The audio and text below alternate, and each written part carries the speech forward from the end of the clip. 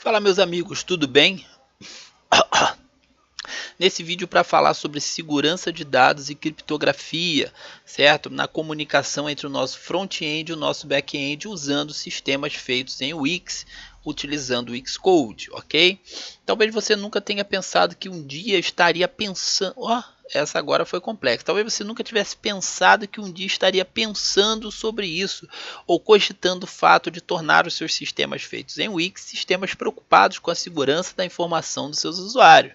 Mas como que a gente poderia fazer isso? Ou melhor, como o exemplo que eu tenho aqui para mostrar para você fez isso? Vamos dar uma olhada?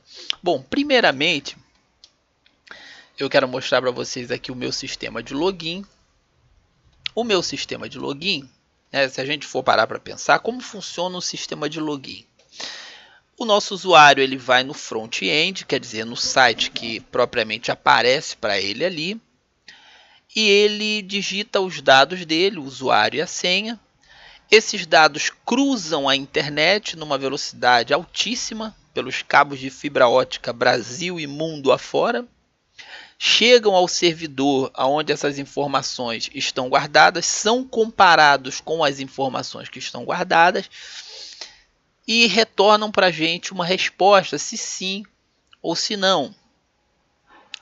Então, a grande preocupação da segurança de dados é: eu enviei um pacote de dados do meu usuário para a internet, para que fosse feita uma comparação com os dados que estão registrados lá no nosso banco de dados, no nosso servidor, na Europa, nos Estados Unidos, no Japão. E se esses dados no caminho forem para um outro lugar também? Quer dizer, se eles no caminho desviarem e alguém copiar esses dados. Dependendo do que for, você pode não querer ver os dados do seu usuário nas mãos de qualquer pessoa. E por isso você pode se preocupar sim com criptografia. E criptografia é bacana, certo? Lembrando que é uma coisa legal de salientar, que possivelmente a pessoa que vai captar os nossos dados no meio do caminho não vai, por exemplo, de repente saber de onde veio esse dado e não ter acesso, por exemplo, ao nosso código front-end. Então, legal. Então, eu tenho uma função de login aqui no meu back-end, que ela é muito simples. Se chama Data Access. E ela recebe... Aqui, gravar nova senha não. Logar. Ela recebe aqui o e-mail e a senha. Deixa eu deixar você visualizar aqui. Ela recebe o e-mail e a senha. Ela está no meu back-end.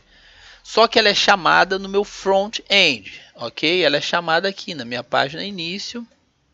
Deixa eu caçar aqui.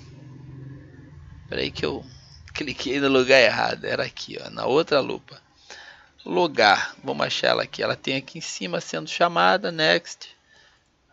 Next. Aqui, ó. A nossa logar, quando é chamada aqui, percebam que ela é chamada, mas que os dados passados são passados através de uma função que eu criei chamada crypt. E o que crypt faz? Crypt passa dados encriptados. Então, ao invés de passar o meu e-mail propriamente dito para a minha função logar, eu passo dados encriptados, né, para a minha função logar. Só para você ter um exemplo do que acontece quando eu chamo a minha função crypt, deixa eu ir aqui no carregamento da página, aqui, ó, console.log,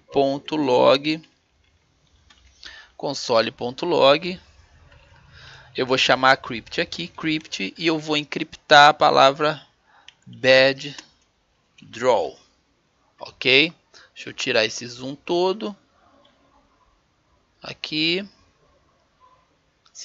visualizar, aqui, olha como ficou a palavra bad draw passada ali na minha crypt. O JavaScript ele tem uma função nativa, né, que está lá na minha crypt, que está dentro de public aqui, public útil, né? Eu tenho a minha crypt e eu tenho a minha decrypt. Eu tenho essa função nativa do JavaScript, que é BTOA, eu sempre falo B2A, né, ou A to B, que nada mais é do que você pegar um string e converter esse string para um sistema hash de 64, uma base de 64 bits. É um sistema hash, uma criptografia de 64 bits. Fraca, uma criptografia fraca. Certo? Então a minha função crypt, ela pega um dado que eu passo para ela, tá vendo? Só que toda vez que a gente converte uma string para uma base de 64 bits, geralmente os últimos caracteres ou são dois sinais de igual ou são somente um sinal de igual, entendeu? Então essas strings elas terminam ou com dois sinais de igual ou com um sinal de igual. Aí o que eu fiz? Quando elas terminarem com dois sinais de igual, como aqui, eu vou substituir esses dois sinais de igual pela palavra draw, porque de fato ocorrem problemas para fazer operações com essas strings tendo esse sinal de igual, né? Então dessa maneira eu também consigo tornar mais difícil essa string nessa passagem de dados. Então se ela tiver dois sinais de igual, eu troco essa palavra de igual por draw 220. Se ela tiver só um sinal de igual, eu troco por bad 550. Certo? É uma forma de tornar mais confusa ali a nossa string. E para decriptar, já sabendo que eu fiz isso, eu uso o mesmo sistema. Eu substituo a palavra draw e substituo a palavra bad 550. Para dessa forma a gente está tendo de volta a nossa string que foi encriptada. Ok? Bom, então o que eu faço lá na frente é passar essa string encriptada para a minha variável de login. Mas a minha variável de login ela não tem nenhum sistema, por exemplo, que faça uma comparação no banco de dados, tornando os meus dados do banco de dados criptografados. Ok? Então qual é a solução para que a gente possa fazer isso? Deixa eu entrar aqui no meu banco de dados usuários e você vai ver como é feito um registro básico para que a minha informação seja protegida. Está aqui o meu registro. Ó. Esse é o meu e-mail, tá vendo? Ó, draw220. E essa aqui é a minha senha, bad550, naturalmente porque acabou com um sinal de igual apenas. Então, quando eu passo aqueles dados lá encriptados e eles são comparados com esses dados aqui, que já foram gravados no banco de dados criptografados, então eu consigo achar a igualdade. Como que eu faço, por exemplo, para restaurar essa informação? Basta tão somente usar aquela minha outra função chamada decrypt, né, que converte da base de 64 bits e também já prevê aquelas palavras que eu coloquei para fazer a alteração. Ok? Conseguiu entender como que se dá esse processo de proteção de dados? Então toda vez que você for cadastrar o teu usuário no banco de dados, você vai usar um sistema criptografado. Você vai criptografar essas informações e lançar no banco de dados. Isso até porque se o banco de dados for encontrado na internet e acessado, as pessoas não vão ter acesso real ao que está ali. E talvez não entendam, por exemplo, é que eu coloquei ali draw220, mas poderia ser um hash mais confuso, né? Eu poderia tornar isso aí mais difícil. Né? Então as pessoas talvez não saibam de fato chegar à nossa informação depois que elas tenham acesso mesmo ao banco de dados diretamente. Né? E toda vez que eu quiser ler essa informação do banco de dados, eu vou descriptografar essa informação para poder estar exibindo em tela, por exemplo, o e-mail. Eu fiz isso aqui na minha início, né? Vocês podem ver que isso acontecer.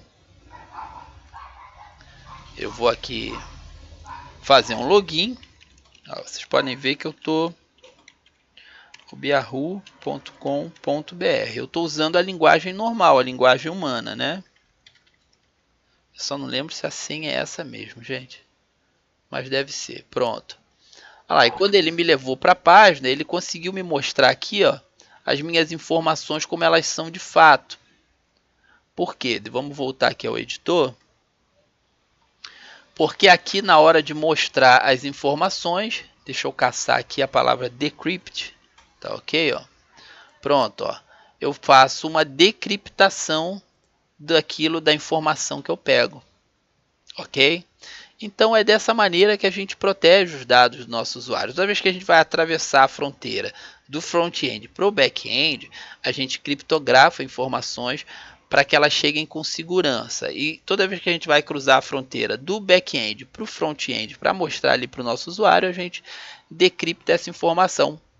Ok? Achou bacana? Achou que dá para encaixar isso aí no teu sistema? Mas também não vai ficar muito paranoico com informações não, porque nem tudo é relevante, nem tudo coloca o nosso usuário em risco, tá ok?